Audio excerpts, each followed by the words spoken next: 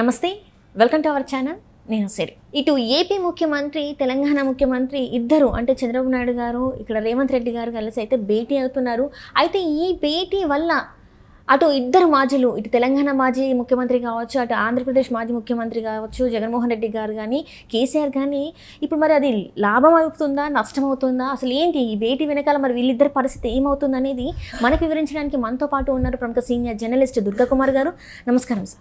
నమస్కారం అమ్మ సిరి, మన వీక్షకులు కూడా నమస్కారం సార్. ఇప్పుడు చూస్తున్నట్టయితే ఈరోజు రేవంత్ రెడ్డి గారు ఇంకా చంద్రబాబు నాయుడు గారు అయితే భేటీ అవుతున్నారు. ఈ భేటీ వల్ల ఇటు అంటే మాజీలకి, ఇద్దరు మాజీ ముఖ్యమంత్రులు జగన్మోహన్ రెడ్డి గారు కావచ్చు, కేసీఆర్ కావచ్చు, వీళ్ళిద్దరి పరిస్థితి ఏంటంటారు? అంటే వీళ్ళకి అది ప్లస్ అవ్వబోతుందా, మైనస్ అవ్వబోతుందా?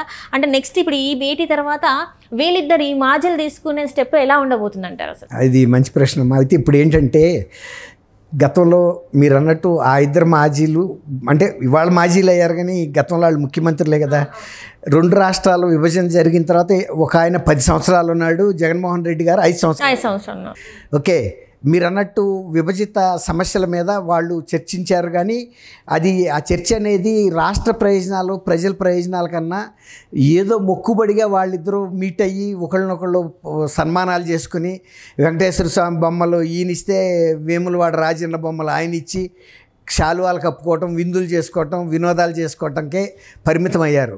కన్స్ట్రక్టివ్గా ఆ చట్టంలో ఏమేమి ఉన్నాయి, రెండు రాష్ట్రాలకి ఇచ్చిపుచ్చుకోవాల్సిన అంశాలు అనే దాని మీద సీరియస్గా తీసుకోలే.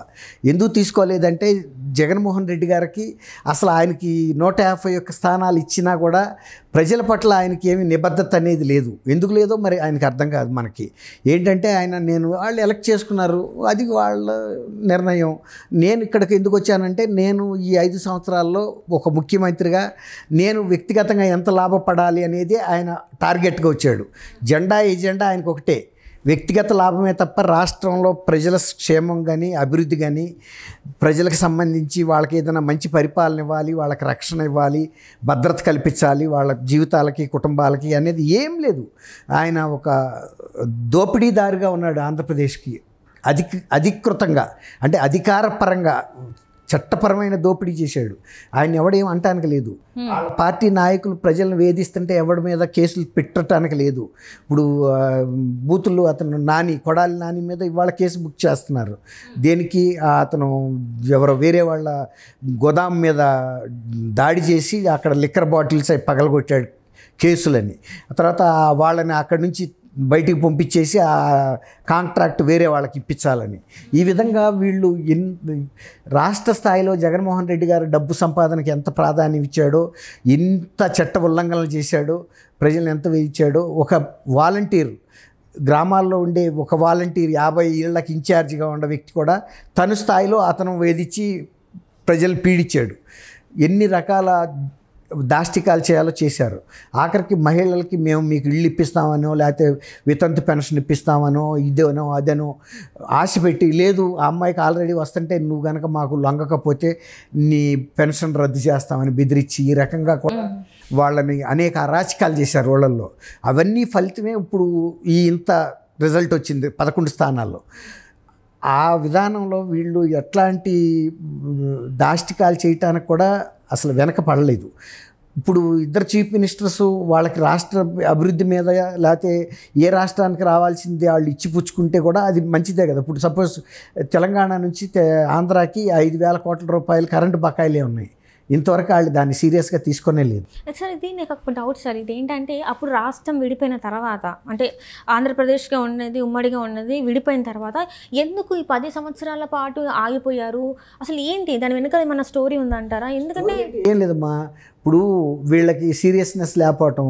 ఇప్పుడు ఎవరైతే వీళ్ళిద్దరూ కలుస్తున్నారు కదా, ఇప్పుడు మీరు సాయంత్రం ప్రెస్ కాన్ఫరెన్స్ వీళ్ళు 6ంటికి మొదలు పెడితే 8ంటికో 9ంటికో వీళ్ళ మీటింగ్ అయిపోద్ది. మీరు చూడండి, ఒక నిర్మాణాత్మకమైనటువంటి ఫలితం అయితే బయటకు చెప్తారు ఇద్దరు చీఫ్ మినిస్టర్స్.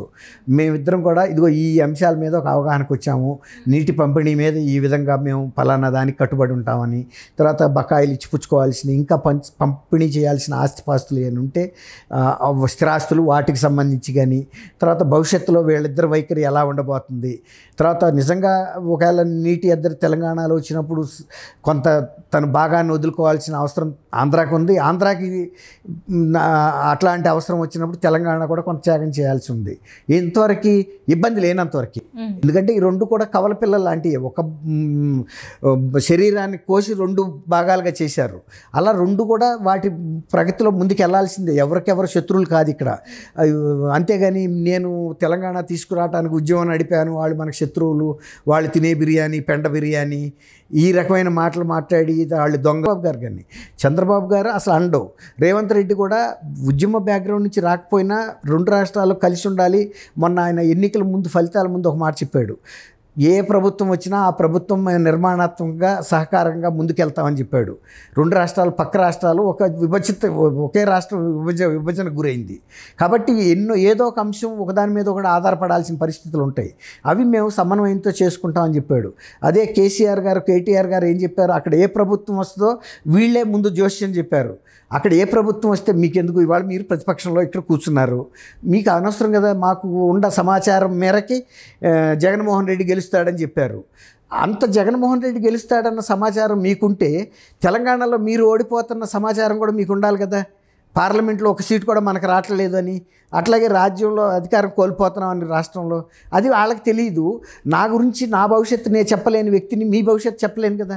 ముందు నేను ఎప్పుడు చనిపోతానో నాకు తెలియాలి, ఎట్లా చనిపోతానో నేను చెప్పగలగాలి, ఎక్కడ చనిపోతానో చెప్పగలగాలి, ఏ జ్యోతిష్కుడైనా కానీ. అట్లా కాకుండా ఈ సంవత్సరంలో ఫలానా వాళ్ళు విడిపోతారు, కొందరు సినిమాలో ప్రముఖులు చచ్చిపోతారు, అది ఏం జోస్యం? నువ్వు చెప్పు, నువ్వు ఎప్పుడు చచ్చిపోతావు.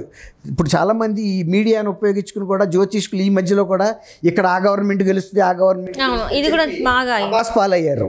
తర్వాత క్షమాపణ చెప్పారు, కనీసం జ్ఞానం ఉండి. అసలు అటువంటి వాళ్ళని మీడియా కూడా ఎంటర్టైన్ చేయకూడదు, అలాంటి ఎదవలు మీడియా ముందుకు కూడా రాకూడదు, ఇట్లాంటి ఎదవ సబ్జెక్టులు బట్టి. అందుకే తర్వాత ఇంకా వాళ్ళు చెప్పారు ఇంక ముందు ఇలాంటివి వీడియోస్ చేయనని చెప్పారు. బుద్ధి జ్ఞానం ఉండాలి. వాడి జాతకం ఏంటో వాడికి తెలియనాడు, వాడు ఎవడి గురించో చెప్తాడా జాతకం. ఇప్పుడు అట్లాగే జగన్మోహన్ రెడ్డి గారు ఏం చెప్పాడు, 175కి 175 గెలుస్తానని చెప్పాడు. తర్వాత లండన్ వెళ్తున్నప్పుడు ఏం చెప్పాడు, దేశం నివ్వెరబోయే ఫలితాలు వస్తాయి ఆంధ్రప్రదేశ్లో అని చెప్పాడు.